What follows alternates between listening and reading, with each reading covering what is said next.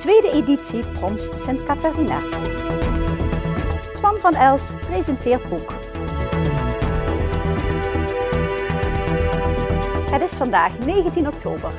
Dit is het Pelemaasjournaal. Otto Workforce en Inalfa Roof Systems hebben besloten hun samenwerking te verlengen en te versterken. Otto levert al enige jaren gekwalificeerde medewerkers aan Inalfa in Nederland en per 1 oktober ook in Slowakije. Bovendien gaat Otto nu ook exclusief alle medewerkers voor de nieuwe productiefaciliteit in Polen regelen. Dit betekent dat er vanaf 2013 zo'n 250 Otto-medewerkers per jaar aan het werk zijn in 3 fabrieken van Inalfa. De nieuwe overeenkomst loopt tot eind 2015. Zaterdag 27 oktober organiseert Harmonie Sint Catharina Leune-Veulenheide een groot promsconcert. De laatste voorbereidingen zijn nog in volle gang. Het is 6 jaar geleden dat de Harmonie hun eerste promsconcert presenteerde in Leune. De tweede editie heeft enkele veranderingen ten opzichte van de vorige keer. Nou, in zoverre is het anders dat we deze keer met een nieuwe dirigent de proms gaan doen. Bart Partoens, die komt uit Maasbracht, is sinds 1,5 jaar onze dirigent. En voor hem is dit ook een groot avontuur. Hij kent het korps nog niet zo goed en hij is aan het kijken van, ja, waar kan ik welke prestatie neerzetten. Dus dat is een groot verschil. Het klassieke accent is minder. Vorige keer hadden we Dolf Drabbels er bijvoorbeeld bij, met hele mooie klassieke muziek. En nu zijn we meer overgestapt naar de moderne muziek, die voor iedereen herkenbaar is. De Harmonie brengt een avondvullend programma met meer lichte muziek onder leiding van een nieuwe dirigent Bart Partoens. Hij wil de bezoekers laten horen dat het orkest erg allround kan zijn. Het is een mix van heel veel verschillende popmuziek. Michael Jackson bijvoorbeeld.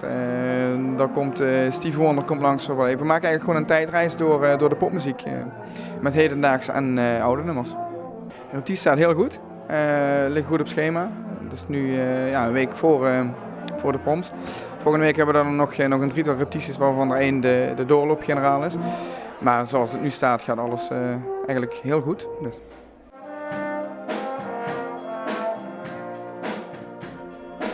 Alhoewel de Harmonie centraal staat, wordt het programma aangevuld met de drumband en regionale artiesten zoals Henk Deters en Gerry Puts. Dansers van Kunstencentrum Jeruzalem zorgen voor extra entertainment. De titel van het concert is It's All in the Music, iets dat voor de variatie en de herkenbaarheid van de muziek staat. Het promsconcert onderscheidt zich met dit brede repertoire.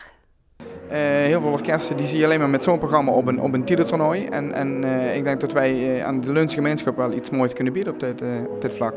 Nou, ik denk dat het voor mensen ook in deze tijd waarin we nu leven en dat het een mooi moment is om eens eventjes buiten de deur te gaan luisteren naar hele mooie muziek die voor hun herkenbaar is, waar ze mogelijkerwijs op mee kunnen zingen, op mee kunnen klappen. Het zijn niet de allerzwaarste nummers, maar dat je denkt, hé, dat ken ik ook. En dat is ook de bedoeling dat we het op die manier de entertainment aan gaan brengen. Het concert start om 8 uur 's avonds in Leune. Kaarten zijn nog te koop bij verschillende verkooppunten.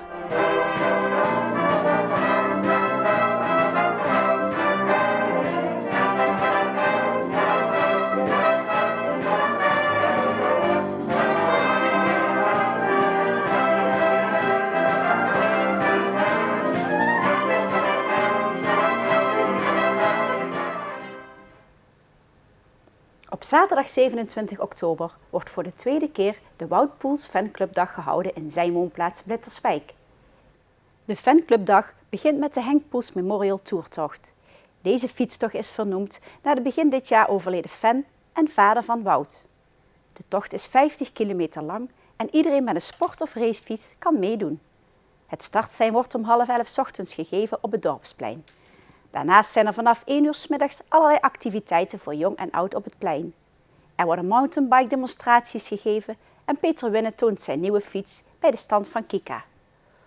Ook zal burgemeester Hans Gillissen een airbrush schilderij van Wout Poels gaan veilen.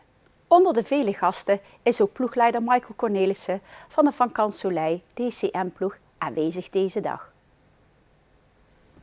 De geschied- en oudheidkundige Kring Venray presenteert volgende week vrijdag 26 oktober een boek over Rutger van Venray. Auteur Twan van Els is ongeveer 2 jaar geleden begonnen met het schrijven van het boek. Hij raakte een aantal jaren geleden geïnteresseerd nadat hij de naam Rutger van Venray in een artikel las. En daar stond bij dat hij een traktaat had geschreven over de muziek. En ja, wetende dat dat omstreeks 1500 moet zijn geweest, was ik wel erg nieuwsgierig, want ik was op dat moment bezig met de Venrayse muziekgeschiedenis, dus ik wilde er het mijne van weten.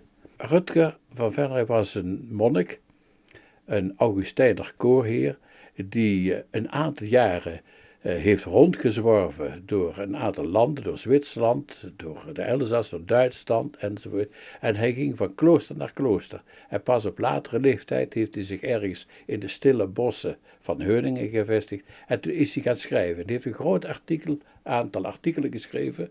En een aantal van die artikelen zijn bekend, wereldwijd. Alleen in Venray kennen we die man helemaal niet. En dus daar moest iets aan gedaan worden.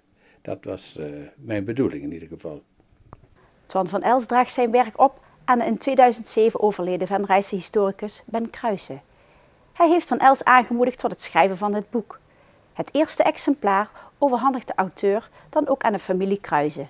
De presentatie in de Witte Hoeve is volgende week vrijdag voor iedereen toegankelijk. Om 7 uur 's avonds is de zaal geopend en om 7:30 zal het programma beginnen. En dan nog het weer voor dit weekend. Het zonnetje laat zich veel zien. Zaterdag wordt het maximaal 21 graden en zondag kan het kwik naar 22 stijgen. Het blijft droog, maar wel kunnen er wat wolken voor de zon kruipen. Tot zover dit Peel en Maas journaal. Tips kunt u mailen naar de redactie.